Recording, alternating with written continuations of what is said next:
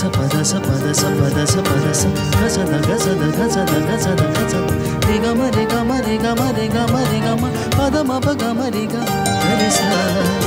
यीशु की वाणी जीवन ज्योति, यीशु की वाणी आत्मा शक्ति, यीशु की वाणी जीवन ज्योति, यीशु की वाणी आत्मा शक्ति। जो इस वाणी पे है चलता अनंत जीवन मुक्ति पाता। जो इस वाणी पे है चलता अनंत जीवन मुक्ति पाता।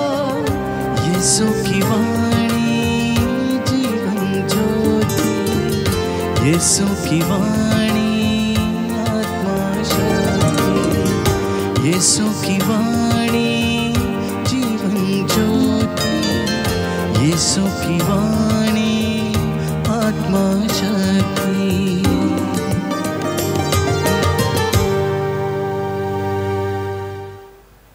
पहला पाठ इज़रा का ग्रंथ, अध्याय 9, पद संख्या 5 से 9। मैं इज़रा संध्याकालीन यज्ञ के समय तक अवाक बैठा रहा। तब मैं अपने विषाद की अवस्था से जागा। मेरा कुर्ता और मेरी चादर फटी हुई थी। मैं घुटनों के बल गिरकर और अपने प्रभु ईश्वर की ओर हाथ फैलाकर इस प्रकार प्रार्थना करने लगा, हे मेरे ईश्वर, मैं इतना लज्जित हूँ कि तेरी ओर दृष्टि लगाने का साहस नहीं हो रहा है, क्योंकि हम अपने पापों में डूब गए हैं और हमारा दोष आकाश छूने लगा है। अपने पूर्वजों के समय से आज तक हम भारी अपराध करते आ रहे हैं। अपने पापों के कारण हम, हमारे राजा और हमारे याजक विदेशी राजाओं के हाथ तलवार, निर्वासन, लूट और अपमान के हवाले कर दिए गए। जैसा कि आज हमारी दुर्गति है, अब हमारे प्रभु ईश्वर ने हम पर थोड़े समय के लिए दया प्रदर्शित की है। उसने कुछ लोगों को निर्वासन से वापस बुलाया और हमें पवित्र स्थान में शरण दी है। उसने हमारी आँखों को फिर ज्योति प्रदान की और हमें हमारी दास्ता में विश्राम दिया है। क्योंकि हम दासी ही हैं, किंतु हमारे ईश्वर ने हमें हमारी दास्ता में नहीं त्यागा और हमें फारस के राजाओं का कृपा पात्र बनाया है। उन्होंने हमें हमारे ईश्वर का मंदिर फिर बनाने और उसका पुनरुद्धार करने की अनुमति दी और यूदा तथा यरूशलेम में सुरक्षित स्थान दिलाया है। प्रभु की वाणी है। ईश्वर को धन्यवाद। प्रभु आप लोगों के साथ हो और आपकी आत्मा के साथ। संत लूकस के अनुसार पवित्र सुसमाचार। हे प्रभु तेरी महिमा हो।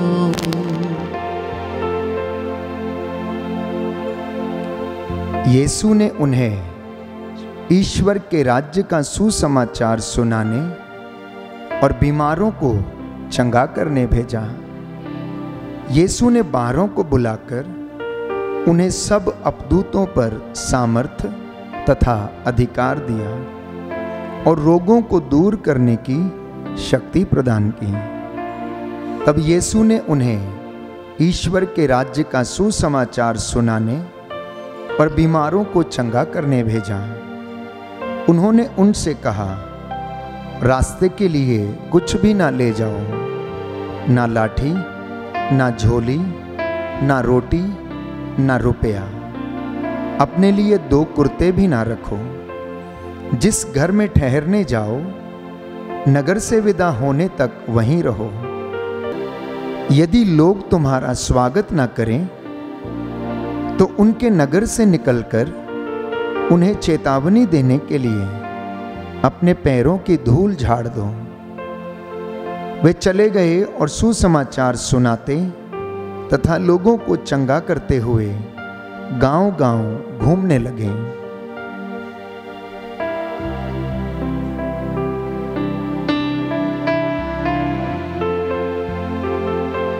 प्रभु का सुसमाचार है। हे क्रिस्त तेरी स्तुति हो। सुसमाचार के शब्द पढ़े और सुने जाने से हमारे विश्वास को दृढ़ता प्रदान करें। आमीन। Hallelujah hallelujah. यीशु की स्तुति हो। यीशु की स्तुति हो। यीशु को धन्यवाद। यीशु को धन्यवाद। प्रभु यीशु कहता है, प्रभु यीशु कहता है, प्रभु का आत्मा प्रभु का आत्मा मुझ पर छाया रहता है, मुझ पर छाया रहता है, क्योंकि उसने मेरा अभिषेक किया है, अभिषेक किया है, उसने मुझे भेजा है, उसने मुझे भेजा है, जिससे मैं दरिद्रों को सुसमाचार सुनाऊं, बंदियों को मुक्तिदान और अंधों को दृष्टिदान का संदेश दूं, दलितों को स्वतंत्र करूं। Hallelujah hallelujah hallelujah hallelujah. प्रभु कहता है यशाया नबी का ग्रंथ अध्याय 49 पद संख्या 6 मैं उन्हें राष्ट्रों की ज्योति बना दूंगा, जिससे मेरा मुक्ति विधान पृथ्वी के सीमांतों तक फैल जाए। Hallelujah hallelujah hallelujah hallelujah. प्रियजनों, आज के सुसमाचार में हम सुनते हैं कि प्रभु ने अपने 12 चेलों को बुलाया और उन्हें रोगियों को चंगा करने का सामर्थ्य दिया। कुछ हिदायतें उन्हें दी, कुछ इंस्ट्रक्शंस उन्हें दिए और कहा कि जाओ, सुसमाचार सुनाओ, रोगियों को चंगा करो, और यदि कोई तुम्हारा स्वागत ना करे तो उन्हें चेतावनी देने के लिए अपने पैरों की धूल वहीं पर झाड़ दो।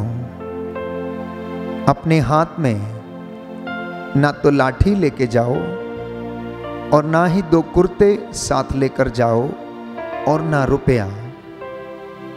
प्रियजनों, प्रभु इस बात को मद्देनजर रखकर कहते हैं कि मजदूर को मजदूरी का अधिकार है। हम बाइबल में पढ़ते हैं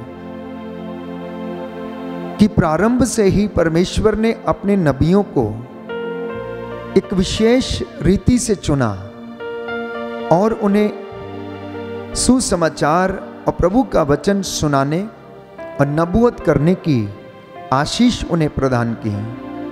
जैसा कि वचन में लिखा है, यशाया नबी का ग्रंथ अध्याय 6 पद संख्या 8, तब मुझे प्रभु की वाणी ये कहते हुए सुनाई पड़ी कि मैं किसे भेजूं, हमारा संदेशवाहक कौन होगा? और मैंने उत्तर दिया, मैं प्रस्तुत हूं, मुझको भेज।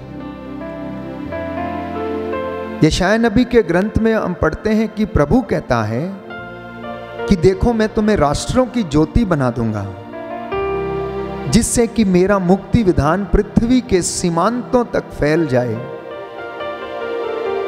इतना ही नहीं, बाइबल हमें बताती है, यशाया नबी का ग्रंथ अध्याय 52 पद संख्या 7, कि जो शांति घोषित करता है, सुसमाचार सुनाता है, कल्याण का संदेश लाता है और सियोन से कहता है कि तेरा ईश्वर राज्य करता है।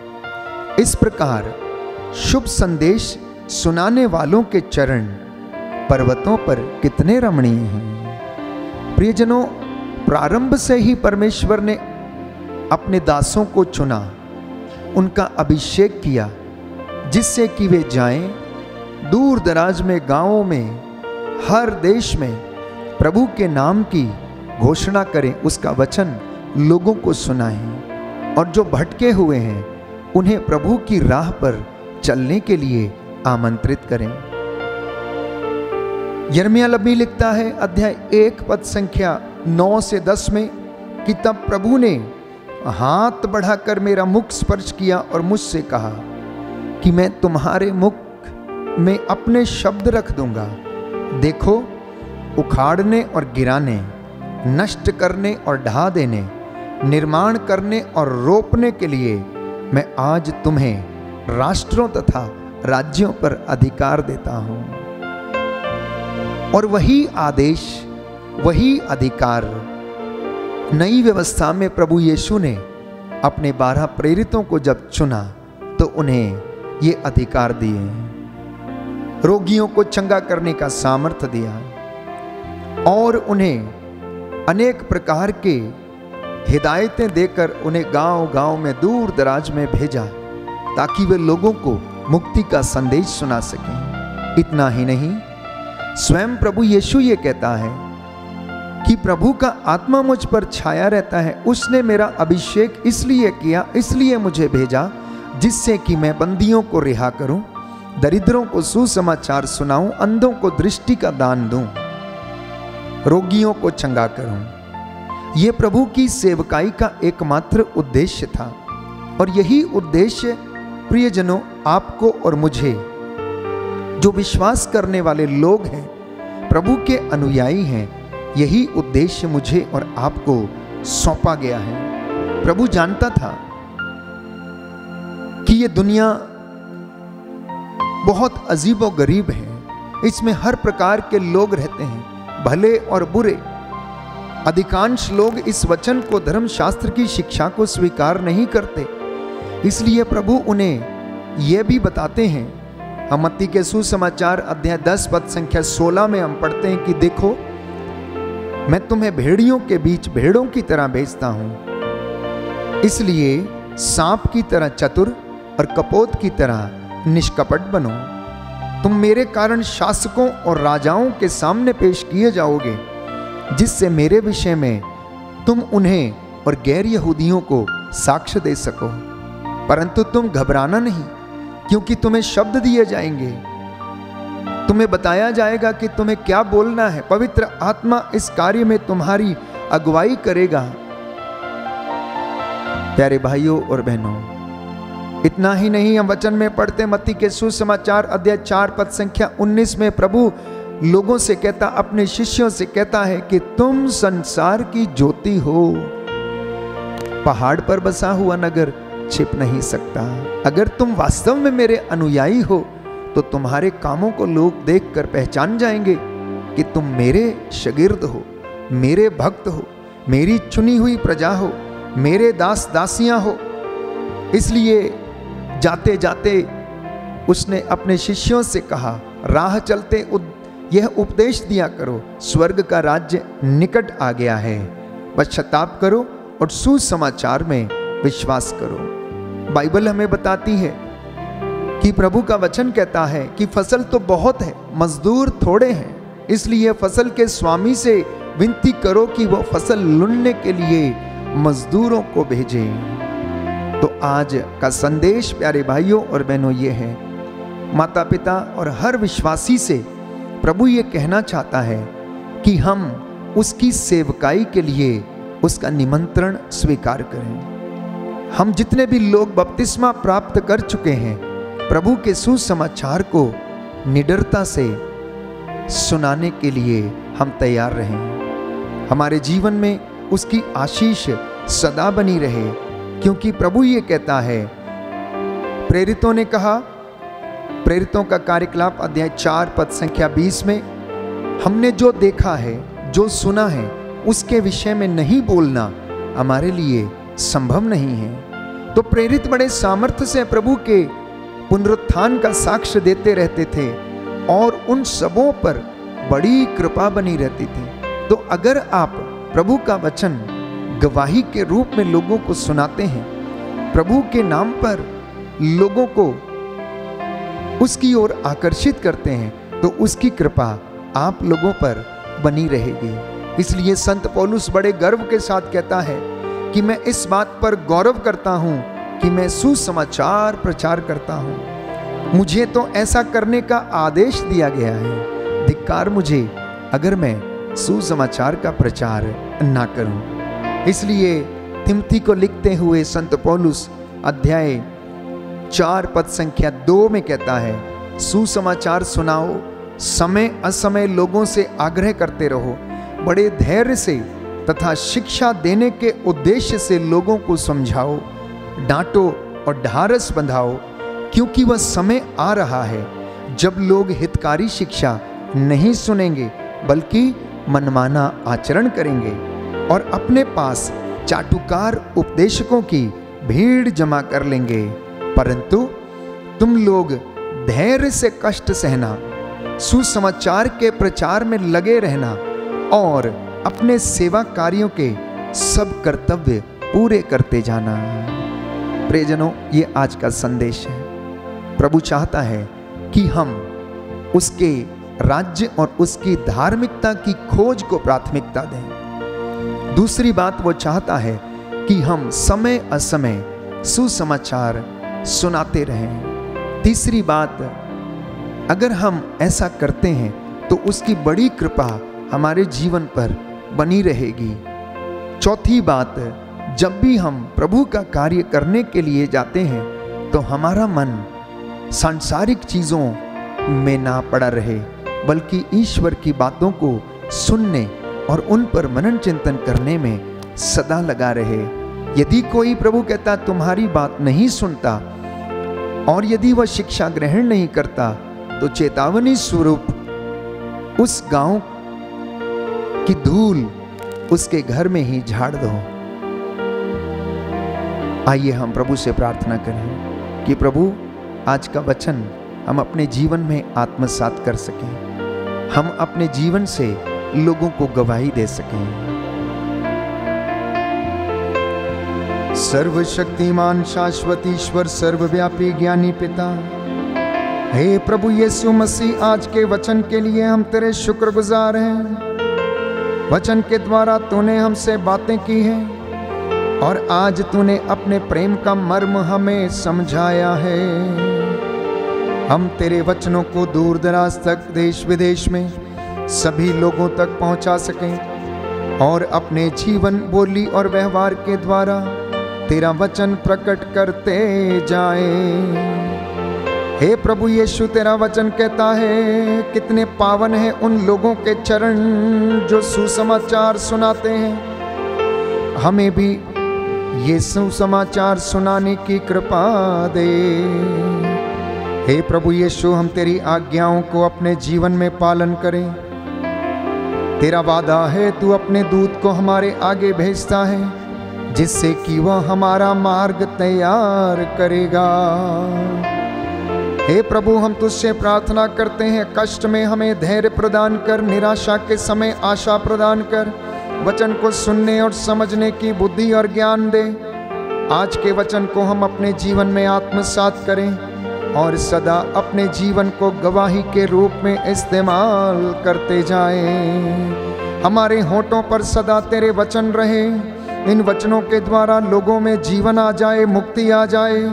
जितने लोगों ने आज का ये वचन सुना है, इन्हें वचन को सुनने और सुनाने का सामर्थ्य प्रदान कर, इन्हें आशीष दे कि हे प्रभु बड़े उत्साह के साथ शांति सुसमाचार के जूते पहनकर आत्मा की तलवार ईश्वर का वचन लेकर ये दुनिया में तेरे वचन की घोषणा करते जाएं। हमारी प्रार्थना सुन ले हमारे उद्धारकर्ता यीशु प्रभु के द्वारा।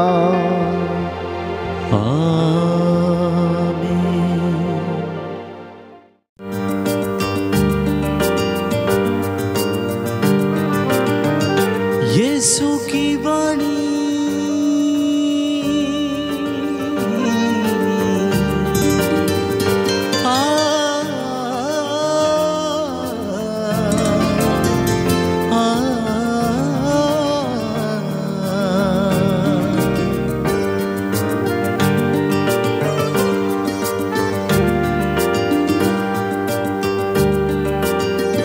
पद सा गसद गसद गसद गसद गसद रे ग म रे ग म रे ग म रे ग म रे ग म पद म प ग म रे ग रे सा। यीशु की वाणी जीवन ज्योति, यीशु की वाणी आत्मा शक्ति, यीशु की वाणी जीवन ज्योति, यीशु की वाणी आत्मा शक्ति। जो इस वाणी पे है चलता अनंत जीवन मुक्ति पाता। जो इस वाणी पे है चलता अनंत जीवन मुक्ति पाता। यीशु की वाणी जीवन ज्योति, यीशु की वाणी आत्मा शक्ति, यीशु की वाणी जीवन ज्योति, यीशु की वाणी आत्मा शक्ति।